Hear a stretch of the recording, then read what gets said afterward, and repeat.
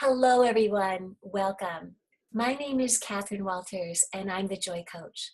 And it is my sincere honor to be the host of the Joyful You Too Video Summit. For I've invited over 21 absolutely amazing speakers and experts who are here to share their very essence themselves, to share their wisdom, their knowledge, their expertise, their research even, in the areas of play, creativity, fun, and so we can experience our authentic joy. Now, with me today, I have somebody playing with the computer. I'm sorry. Gotta bring in joy and laughter here, Greg. Come on. Is Gregg Korrol. And Gregg works in the field of education, and he has over 20 years of experience as a teacher and an administrator in New York City. Wow, talk about a tough job. He has received numerous awards and accolades as a leader in his field and is also certified as a strategic intervention coach. Gregg is also the author of The Gifted Storyteller. The power is in the story you tell. I've studied storytelling, so I can't wait to have this conversation with Gregg. Hello, Gregg. Thank you and welcome. Thank you for being here on Joyful You Too. Thank you so much for having me, Catherine. I really appreciate it. Oh, awesome. We're going to get to your book, The Gifted Storyteller, because it's really the focus of our conversation. But can you think back through your life? I mean, it's like you're a talented, experienced educator and so forth. But, life is a series of journeys. It's not always easy. So you may be in joy now, but have there been moments when joy's been a lot harder to come by? Absolutely. That's the journey. I mean, and I don't see it ever getting to a point where it's 100% joyful. I think part of the journey is that ebb and flow, just like a wave, so to speak, in life, that we do hit these peaks and valleys. So yeah, I've had numerous moments where I kind of got stuck or felt a little lost or saddened or heavily burdened, so to speak. And, it was, yeah, I've definitely had those, and I'm sure I'm going to have them again at some point. It's just part of life. Right. And I love how you commented that it's like we do feel stuck, we feel burdened, we feel lost. We don't have that sense of direction that we need. And then when we're in those places, we're not in joy. And, and those, you're right. I mean, because we're always evolving, from my experience, we're going to have those moments. So what do we do? For me, my yeah, guess, what works for you? a lot of times I kind of, when I'm in a moment or I'm stuck in a moment or feeling a heaviness and kind of thinking about how something's going to play out, I kind of try to look at, well, if I make this move, if I make this decision and take this next step, what would be the outcomes that would come of it, that would come out? And a lot of times, and I could think back to relationship issues and things of that nature, that you kind of say, well, if I do this, I know this is probably going to happen. And the end term effect may be the relationship's over, let's say. Let's go to the extreme. Is that what I truly want? Am I really reacting because I'm feeling down and sad or angry at the moment or whatever feeling I'm going through? And is it best to really make a decision, in that state? Okay, God, I like that. And we're having a little bit of our instability with our internet. So hopefully we'll be clear on that. So we're going to ask the universe to help us. So let's jump into the gifted storyteller. Tell us a little bit more about that and how it came to be. Okay, so the gifted storyteller, I'm hoping our connection's good right now. Yeah, The gifted storyteller is really about that voice in your head.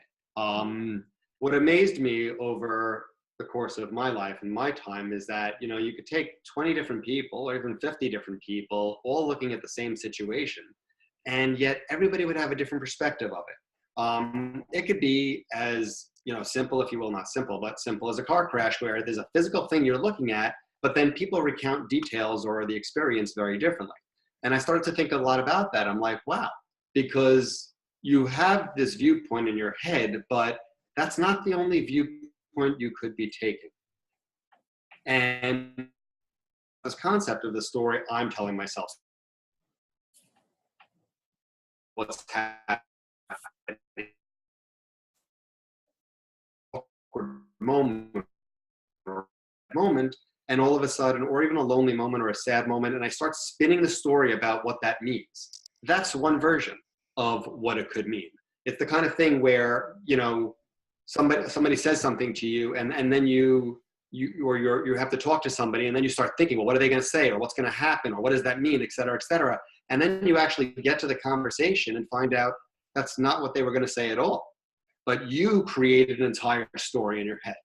So I thought about that, and I was like, wow, that's honestly anything that has that much power, that can take any situation and turn it into something really positive or an opportunity, or completely miserable and depressing.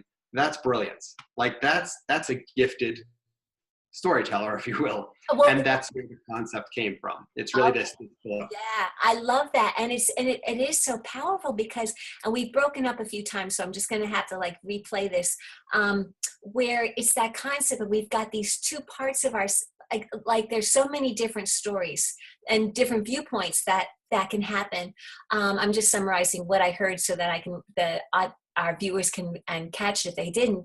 And so we have the choice basically of going from this, really looking at this perspective really being positive and uplifting or whatever, or we can see the situations really being miserable and horrible, and it's all this gifted storyteller in our head makes it all up.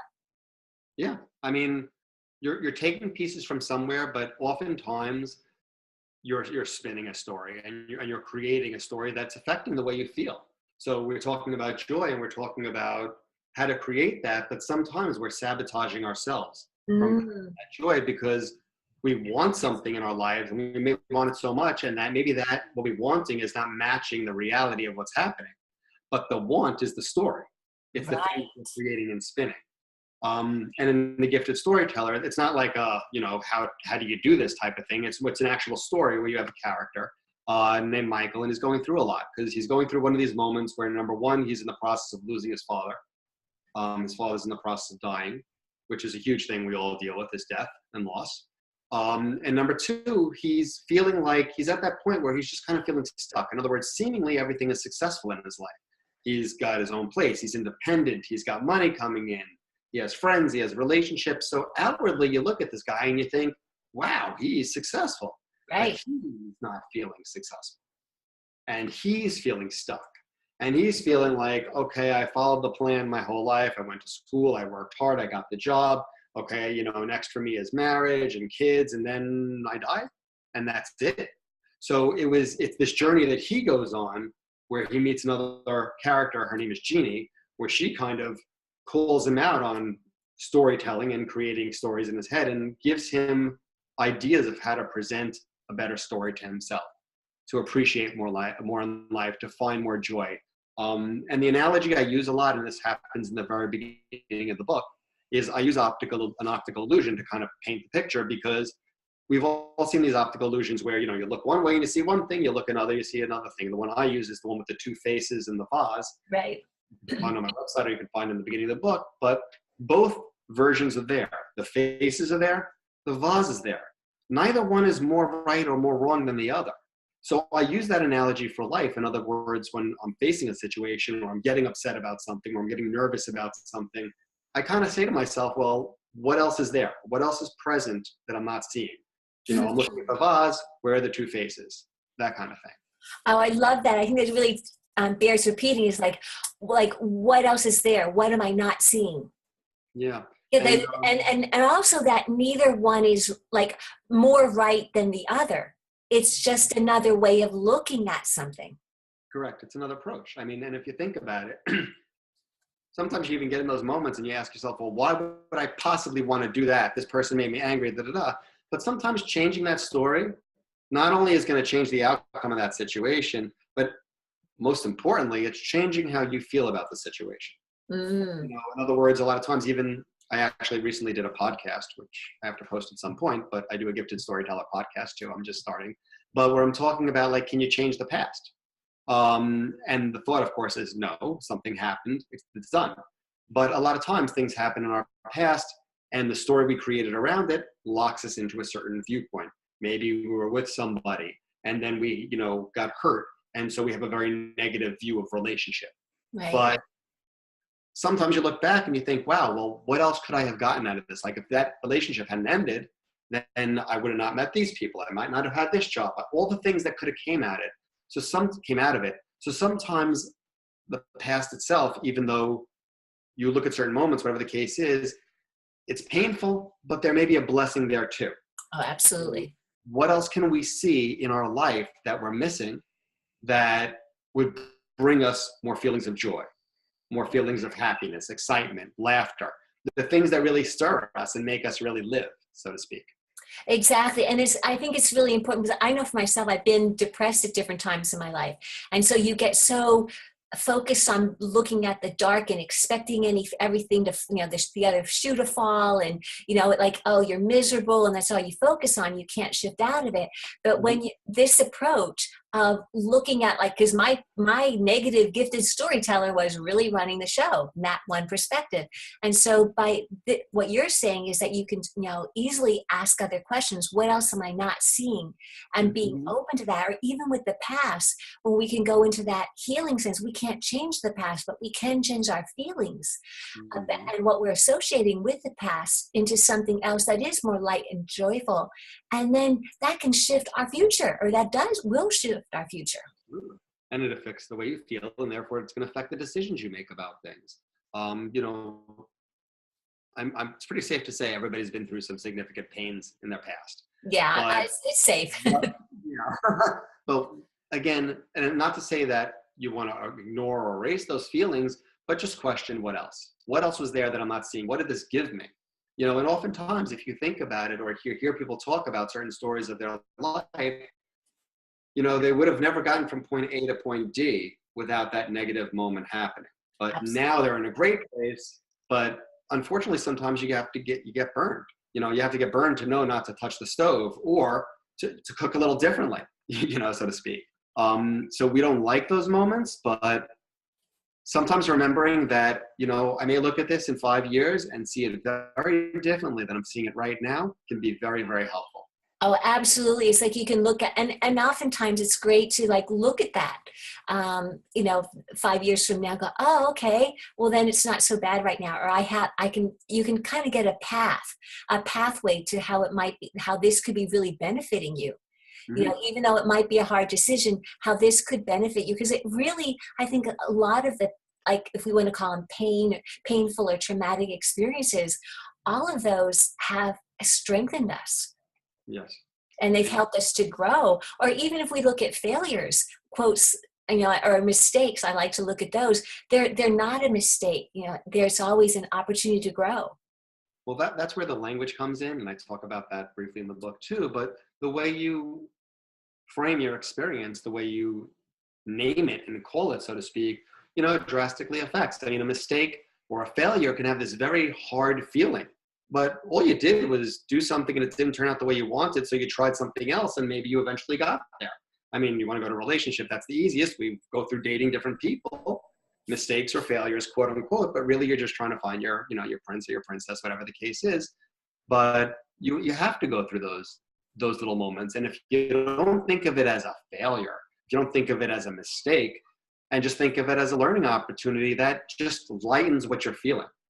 And I think aside from the significant pains in our life, we also have little annoyances, little nuances, and they kind of stack up and add up. And if we don't catch ourselves in that, then we can very, very easily become overwhelmed because we're stacking a lot of little straws that eventually break the camel's back, type of thing. No, and that's a really key thing to notice is when we aren't to catch. So you're recommending, I suppose, to catch ourselves in our story as quickly as we can, so that we're not stacking all these little straws or puppet sticks or whatever you want to call it. And because those do overwhelm us.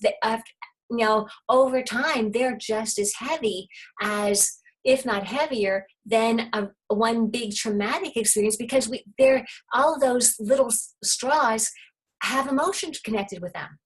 Correct. And, you're feeling that. And bottom line is, I think we all just want to feel, what does anybody want? They want to feel happy. They want to feel joyful. Nobody wants pain.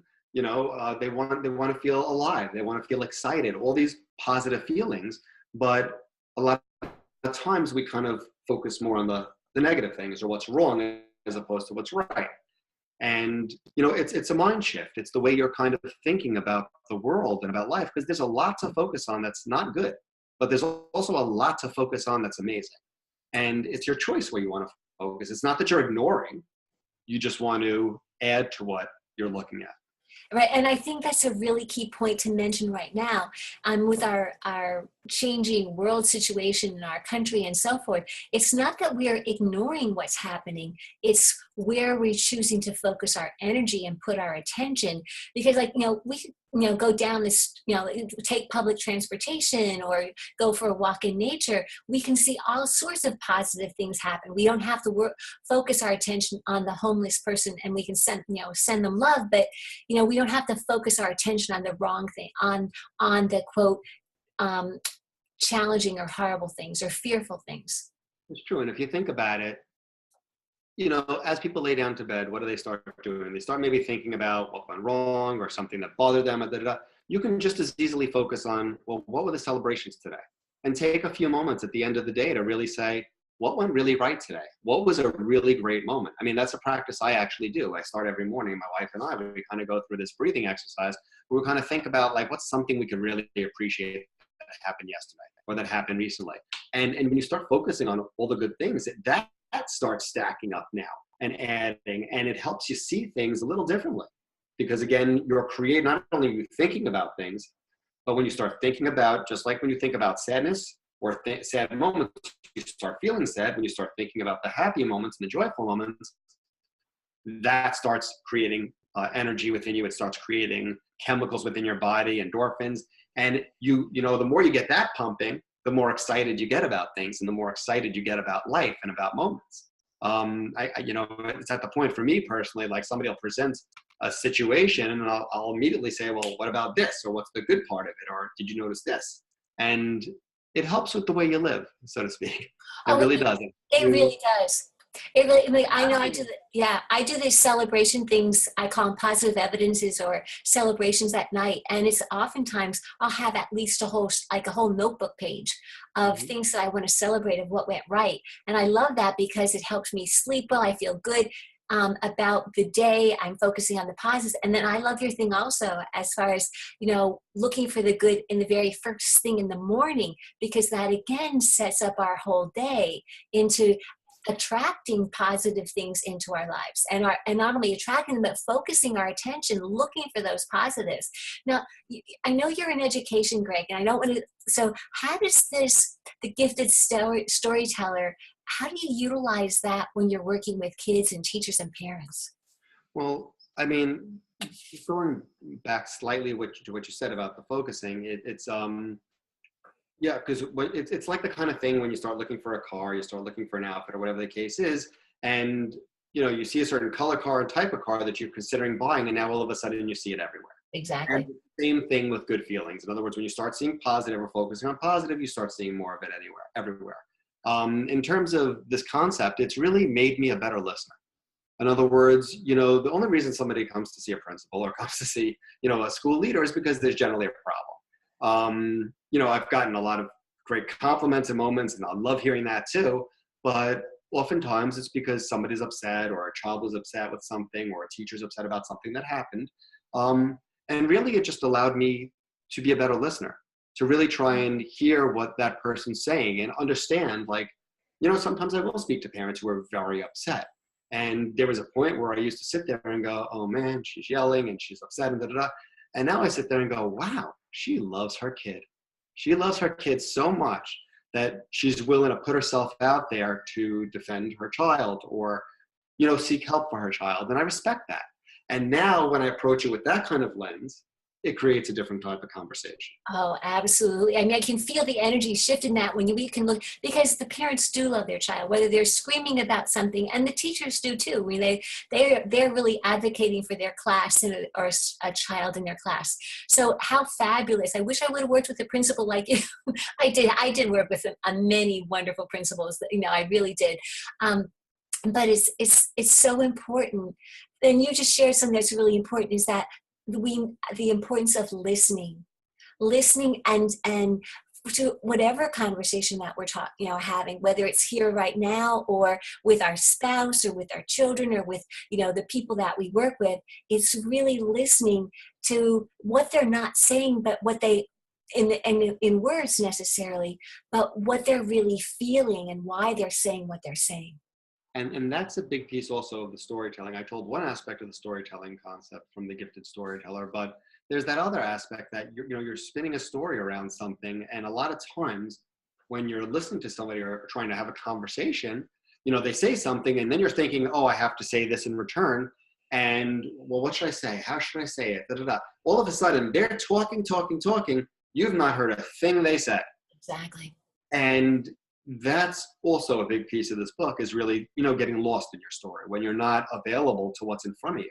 Because when you are present, and when you are able to listen and see what's actually happening instead of being lost and going off on tangents in your mind, you start to notice a lot of little special things.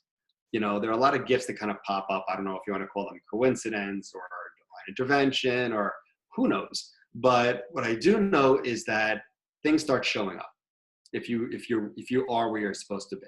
Not always easy. Sometimes you have to remind yourself to get back. Oh yeah. Yeah, it's easy to get lost. I do this a lot of times when I'm reading or I'm watching a movie and the character says something and I start thinking about how it connects to me. Still reading, still watching the movie, but then I get to the bottom of the page and I'm like, what did I just read? And then I have to go back and do it again. So, it's not easy per se, but it's something that's very beneficial to do. Right. And, when I work with people as a coach, and I'm sure you do as well, it's like you can hear people. Like so often when I will, it's like, can you hear what you just said? And, and let them know that, you're in one of your stories. Mm-hmm. And is that story really serving you? Or is retelling that story really serving us? And most of the time it's not. And so what I've heard, I know from your book, The Gifted Storyteller, is one of the things that you do to say, stop that, or to bring greater awareness to this storyteller, is to start asking it questions. Mm-hmm. Right. Yeah. So what are some of the questions that we can ask? They're not going to be the same in every case. I understand that. But what are some things that we can ask ourselves when we're caught in our story? Mm-hmm. Well, the first thing is to really recognize that you are storytelling. I mean, Right. Anyone who's listening to this right now or watching this right now, if, the first thing I'd say to you is just, you don't have to do anything. Just try and keep tabs of it. Just try and notice how often it's happening during the day. Not to do anything with it, but again, just to observe, because sometimes that will clue you into how much it's happening. For myself, I noticed it happened a lot. And that's not to say, somebody asked me this question recently, they say, are you saying that daydreaming is bad? And no, that's not what this is about. Mm-hmm. Daydreaming can be awesome. In other words, storytelling and creating these fantasies in your head or being creative or whatever the case is, that's the good part. The bad part is when you're telling yourself the same story, like about a bad situation that happened to you 10 years ago, and you're telling it to yourself every day, or that you're not even available to the people around you, that you want to be loved, but you're not even available to receive any love or have a conversation because of the fact that you're elsewhere. And then you wonder why nobody's connecting with you. Right. So going back to what you asked, some of the questions, this actually came from a book I was reading with my daughter, American Girl. She's not so much into the dolls, but definitely into the books. And at the end of the book, they try to give you some connections between real life American girls. But one of the things was a 9-year-old who was in circus school. And she was telling, we were reading about basically how she was trained in school because she wanted to be a clown to find the funny. So no matter what happened during the day, she had to track her mind on what was funny about this situation, or what could you make funny about this situation. So, things like that or questions like that are very important. So what else could this mean? In other words, yes, I'm feeling this way and he said this to me or she said this to me. But what else can it mean? What don't I know about the story behind what he or she is saying? And I'm just seeing the tip of the iceberg, so to speak. Right. But I'm making an entire story around that tip instead of seeing the entire day that they had. I think it was Stephen Covey who used the example from 7 Habits of Highly Effective People, who uses the example of one time when he was on the train and he just couldn't take the fact that some guy was letting his kids run around like animals and he was doing nothing about it. And then the point comes where he finally says something to the guy like, your kids are all over the place. Why are you doing that? And the guy looks at him, he's like, you're right, I shouldn't be doing that. But we just came from the hospital and they just lost their mother. And I don't really know what to do. And I don't think they know what to do. So sometimes I'm just trying to, like he's trying to point out, you don't know what the story is behind that. So Right. it's quick to judge other people and make a decision about it, but you don't always know what's going on. So questioning, what else am I not seeing? Well, what's funny about this? What could I gain out of this? How can I use this to help other people? An example I've used in a book talk or on a podcast once was, some people have been through very traumatic experiences. I go back to like Mothers Against Drunk Drivers who, like that, basically somebody there, or whoever started that, somebody lost their child due to somebody who was driving. And they, instead of, I'm sure they got there's no words, but they turned it into an opportunity to help other people, to bring awareness to a situation, to a cause, to a concern. You think of John Walsh, I think it is, who does all those, catch a criminal type of thing. Right. Who lost his, there's other opportunities. That's not to say that it's going to erase what you're feeling, but if you can use that somehow to help yourself to create a better story. How many people have been helped, or how many deaths have stopped because of those people who created a cause or who brought awareness to something? Again, not changing your story per se, but changing the meaning around your experience and how you've helped others in this world. And that's a beautiful thing, because when we can change the meaning, then we're choosing to change our story. Mm-hmm. And in that, we're not only helping ourselves, but we're helping others. And that's something that can also bring authentic joy. Is that we love giving to other people and helping other people and being of service, and because that often is much of our journey as human beings. We need each other, and so by being able to help someone else, we're not only helping ourselves, but we're helping so many other people. And we're being authentic in doing so. And that's a beautiful gift as well. So I love all these questions, because it really gives people some practical tools of things, and examples of how they can start to do it. Because like so often when you're upset, you're not looking for the funny. You're not, you're really not. I can remember having a car accident, and it was just like, oh, now I'm going to have to go through all the insurance and all of this and all that. Fortunately, I wasn't hurt, but still it was all the hassle of it, right?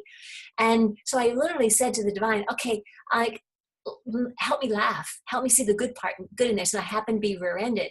And even just the week before, I was hoping to I'd gone to car stores trying to find a way to get the bumper stickers off of the back of my car. And there wasn't a product to do it, right? And so here I realized that I just cracked up because it was like, well, there goes your bumper. You're going to get a new bumper. There goes your bumper stickers. They took care of it. And it was like, it was hilarious. And then the piece was, once I changed that story, then the whole process of getting a rental car, dealing with the insurance, getting estimates, because you have to get like a number of estimates before you can go, your insurance company, whatever. It was funny. It was easy. My whole attitude about it had completely shifted. Rather than being a pain and an annoyance, now it was like, oh, this is kind of fun. Okay, wonder what estimate this guy's going to give me. And it completely shifted it. So changing the story that we're telling ourselves and changing the gifted storyteller's story inside of us is huge, because it can shift our experience and everybody else's around us. And on one hand, it seems like a simple thing, but it's not. It's a daily practice. But like anything else in your life that, I think it was Jim Rohn who said success is, just one movement, one day at a time. Nobody became Michael Jordan overnight. It was constant, everyday practice. It's that kind of thing that anybody who's successful, you hear about overnight successes, you see only the highlight reel, but the amount of practice that was done to make it. And I can use Justin Timberlake as another example, who always says, like, people say you make it seem effortless. He's like, you have no idea the amount of work I have to do day and night to make it look like it's effortless. Yes. And, that's part of it. And the thing that it's important to understand is it may seem like a lot, but it's worth it. It's worth it, because where do you want to be in 5 years? Where do you want to be in 10 years? And that's always a lot to think of. Even when you mention the car story, in other words, I have to go to the insurance, I have to do this. Sometimes we get very overwhelmed by the to-do list of things that we have to do. And what's really helped me tremendously is honestly not to do that. In other words, okay, I'm going to do the first step. And when I get to that second step, I'll deal with it. Instead of starting the story about what I'm going to say or how I'm going to handle it or why it's inconvenient, I will deal with that when I get there. I also try to remember, as all the watchers and listeners can, you've been through so much in your life and you've overcome all of that. You've already overcome so many challenges Absolutely. just by doing. Imagine what it would be like if you could just eliminate that stress a little or dial that down a little and then still tackle all those things, but just have a little more faith in yourself that you will know how to do. You'll know what the next move is. And if you don't, you ask somebody, but you'll get there.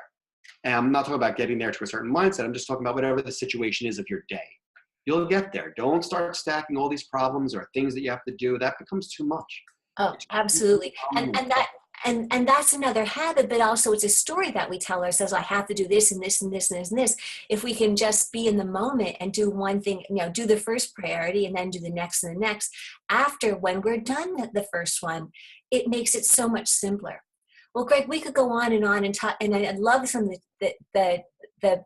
the words of wisdom that you've shared, really are so valuable for people. So thank you for doing that. I know you have a free gift for everyone. So can you tell us what that is?